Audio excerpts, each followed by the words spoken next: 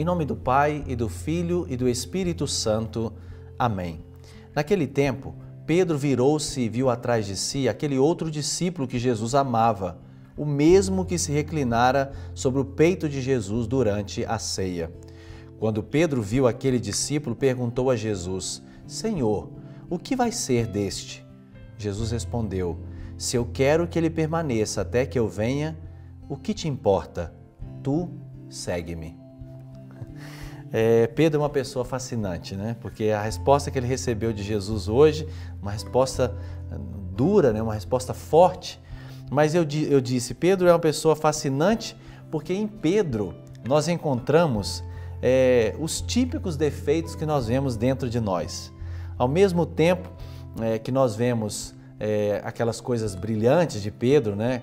O seu coração puro, a sua capacidade de dizer coisas maravilhosas para o Senhor, grandes profissões de fé, mas nós vemos também um homem muito frágil. Somos todos nós. Nós somos esse Pedro que também trazemos dentro de nós essas limitações, esses defeitos e que precisam tanto da graça de Deus. Pedro, como que numa espiada, né? Porque Pedro dá uma olhadinha de canto assim, ele vê o discípulo que Jesus amava. Pedro é vítima daquela prática que atormenta muitos de nós, aquela velha mania de saber ditar regras para a vida dos outros, ou ainda pior, querer controlar e cuidar da vida dos outros e esquecer da própria vida. Isso é terrível. Como tem gente ocupada, né, em cuidar da vida alheia. Existe, é claro, aquele sadio cuidado, né, com a vida alheia, e aqui a gente coloca de forma bem clara os nomes, né? São os cuidadores, os zeladores, os acompanhadores, os tutores, os mentores e etc. Esse é um cuidado sadio com a vida de alguém. Por exemplo, os cuidadores de idosos, né? As pessoas que têm a fragilidade pela idade, têm a graça de ter ao lado os cuidadores de idosos. Esse é um cuidado bom, mas aqui está falando de um cuidado doentio, porque se deixa de cuidar dos próprios limites e defeitos para se ocupar do que acontece na vida do outro. Essa atitude que Pedro teve. E Jesus responde, como nós diríamos, né? Na lata. Cuida de me seguir e não se preocupe com a vida de João. A Bíblia já havia aberto um pouco essa reflexão aqui que nós vemos naquele episódio de Caim e Abel.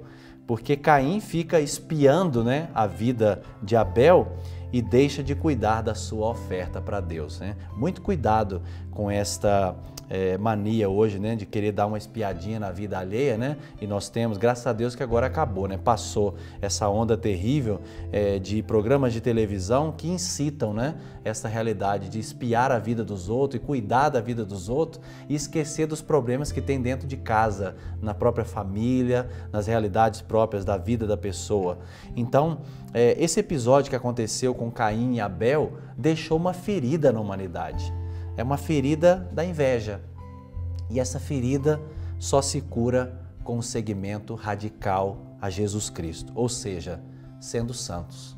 Porque se nós buscamos, de fato, nos santificar, o cristão não vai ter tempo para poder cuidar da vida de ninguém. O cristão não vai precisar cuidar da vida de ninguém quando ele entender que ele precisa passar por esse processo de se curar, de cuidar da sua própria fraqueza, das suas limitações, vencer os seus próprios pecados para que a sua vida seja um exemplo para outras pessoas. Aprendamos a zelar pela nossa vida, a zelar pela nossa caminhada. Sobre todos vós, desça a bênção do Deus Todo-Poderoso, Pai e Filho e Espírito Santo.